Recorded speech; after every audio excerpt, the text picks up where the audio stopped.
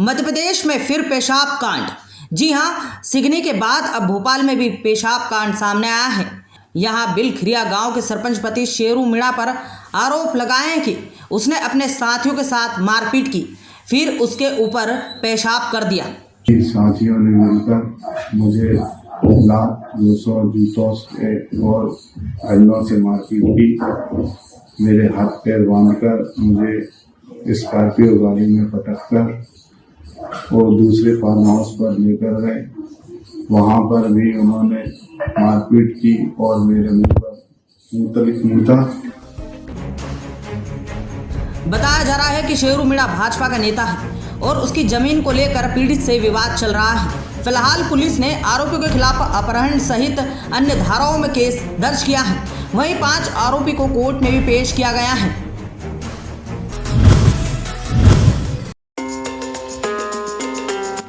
मध्य प्रदेश में आगामी विधानसभा चुनाव को देखते हुए कांग्रेस ने अपने चुनावी अभियान के आगाज की तैयारी तेज कर दी है।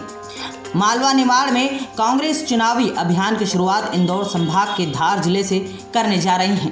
5 अक्टूबर को धार के मोहनखेड़ा में प्रियंका गांधी वाड्रा जनसभा के जरिए चुनाव अभियान का आगाज करेगी। यह मालवा निमाड़ में कांग्रेस का पहला बड़ा कार्यक्रम होगा। प्रियंका इंदौर में एक सभा को संबोधित करने के साथ ही एक रोड शो भी करेगी। 2018 में मालवा निमाड़ के चुनाव अभियान का शंखनाद राहुल गांधी ने उज्जैन से किया था। कांग्रेस नेताओं से मिली जानकारी के अनुसार प्रियंका गांधी मध्य प्रदेश चुनाव की घोषणा होते ही अपने दौरे तेज कर देगी। प्रियंका गांधी मालवा निमाड़ में लगभग 10 सभाओं को संबोधित करेगी। उनके साथ कई बार राहुल गांधी भी नजर आएंगे, लेकिन मध्य प्रदेश में कैंपेन की रणनीति को अंतिम रूप प्रियंका ही देगी। राहुल छत्तीसगढ़ राजस्थान का कैंपेन लीड करेंगे। बीच बीच में प्रियंका गांधी भी छत्तीसगढ़ राजस्थान व तेलंगाना में सभा करेगी। कांग्रेस के चुनाव रणनीतिकारों से इसका ब्लू प्रिंट तैयार कर लिया गया है। प्रियंका के ऑफिस से भी इस बात की पुष्टि की है कि चुनाव की घोषणा होते ही प्रियंका गांधी के एमपी में दौरे शुरू हो जाएंगे।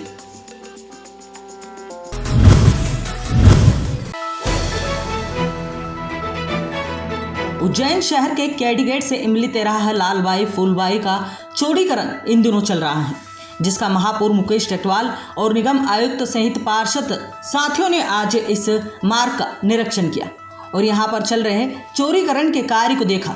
इस दौरान यहां पर कई अव्यवस्थाएं भी देखने को मिली। यहां पर महापौर ने चौड़ीकरण के कार्य के निर्माण कार्य को जल्द से जल्द पूर्ण करने के आदेश दी, जिससे कि क्षेत्रीय लोगों को राहत मिल पाए और व्यवस्था बनी रहे। हमारा जो गौतम मार्ग का जो चौड़ीकरण का काम चल रहा है, उस सारे हमने मार्ग का निरीक्षण किया है, वहाँ के काम की गतिविधि देखी है। उस काम को किस प्रकार से उसमें गति लाई जा सकती है, कैसे काम को अधिक से बढ़ाया जा सकता है, कैसे सुगमता से करते हैं, सारी चीज़ों को देख करके और अलग अलग हिसाब से हमने निर्देश दिए उस काम के लिए। बहुत सारे कार्य छूटे हुए हैं वहाँ, तो उसमें और क्या क्या उसकी तेज गति लाने के लिए क्या है? इसकी तेज गति लाने के लिए काम को निश्चित हो इन सारी बातों को लेकर के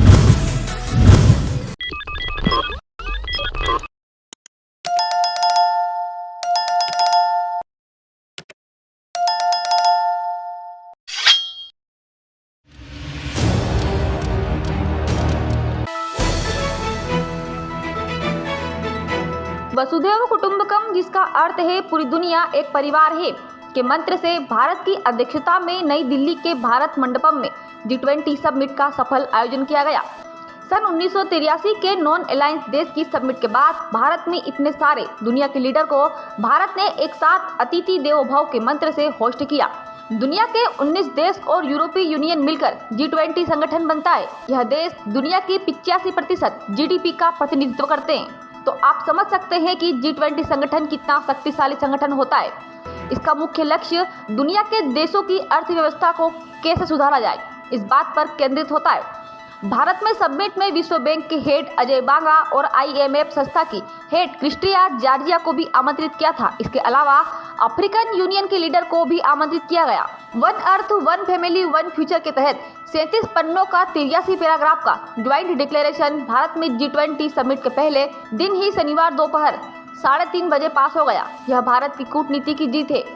यह डिक्लेरेशन आने से पहले विदेशी मीडिया यह कयास लगा रही थी कि यह G20 समिट फेल साबित होगा, क्योंकि इसमें यूक्रेन वार का जिक्र नहीं होगा तो यूरोपीय देश इस डिक्लेरेशन को पास नहीं होने देंगे।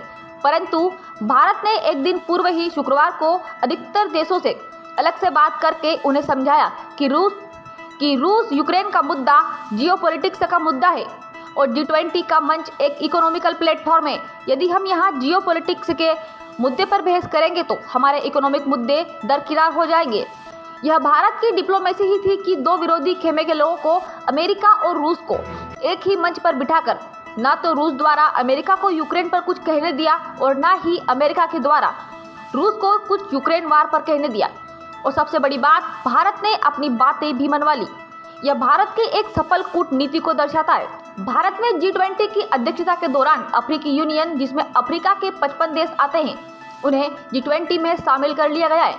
यह भारत के ग्लोबल साउथ इनिशिएटिव के तहत बड़ी जीत मानी जा रही है। इसे चीन को काउंटर करने का मोदी सरकार का मास्टर स्ट्रोक बताया जा रहा है, क्योंकि अफ्रीका में खनिज पदार्थ का अपार भंडार है और चीन अफ्रीका के देशों को कर्ज के जाल में फंसाकर उनके खनिज पदार्थ का दोहन कर उनका शोषण कर रहा है।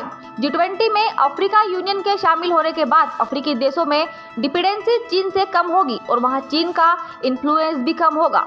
अफ्रीकन यूनियन के शामिल होने के बाद G20 संगठन 19 देश plus European union plus African union हो गया है, जिससे भारत ग्लोबल नॉर्थ और ग्लोबल साउथ के बीच में एक इम्पोर्टेंट लिंक के रूप में सेट हो गया। ग्लोबल नॉर्थ में इकोनॉमिकल डेवलप्ड कंट्री जैसे अमेरिका, ब्रिटेन, फ्रांस, कनाडा आते हैं। वहीं ग्लोबल साउथ में एशिया पैसिफिक के देश, अफ्रीका और लैटिन अमेरिका के देश आते हैं। जनवरी 2023 में भारत ने ग्लोबल साउथ समिट ऑर्गेनाइज किया था। तभी से भारत का प्रयास रहा कि भारत की अध्यक्षता के दौरान अफ्रीकी यूनियन को G20 में शामिल कर लिया जाए, जो भारत के डिप्लोमेसी की सफलता को आज प्रदर्शित कर रहा है।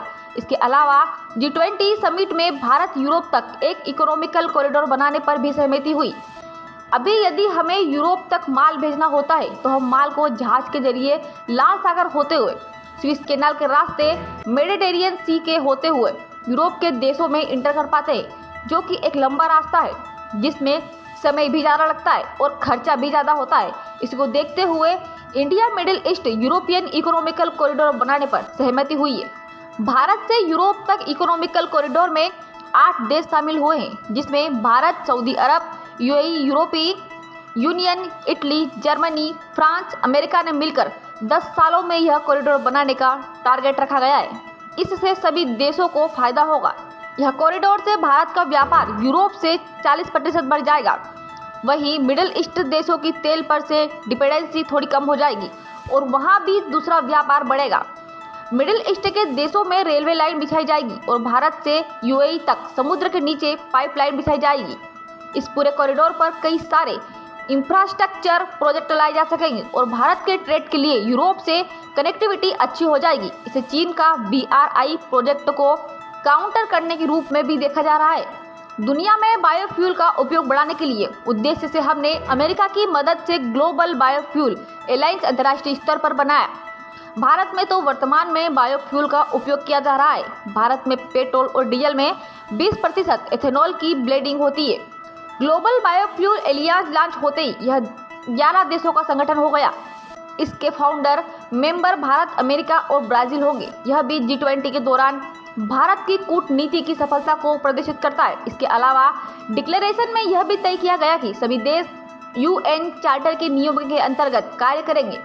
ग्लोबल साउथ की प्राथमिकताओं पर जोर दिया जाएगा। मल्टीलेटरल डेवलपमेंट बैंकों को बेहतर बनाकर मजबूती दी जाएगी। क्रिप्टो करेंसी पर एक ग्लोबल पॉलिसी लाने को लेकर बातचीत की जाएगी।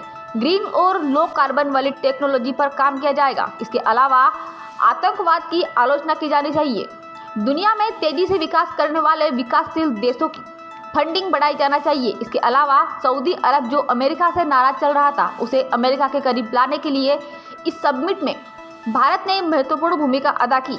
आज दुनिया चीन के अल्टरनेट के रूप में भारत को देख रही है, इसलिए यह G20 समिट भारत के लिए काफी महत्वपूर्ण और सफल रही।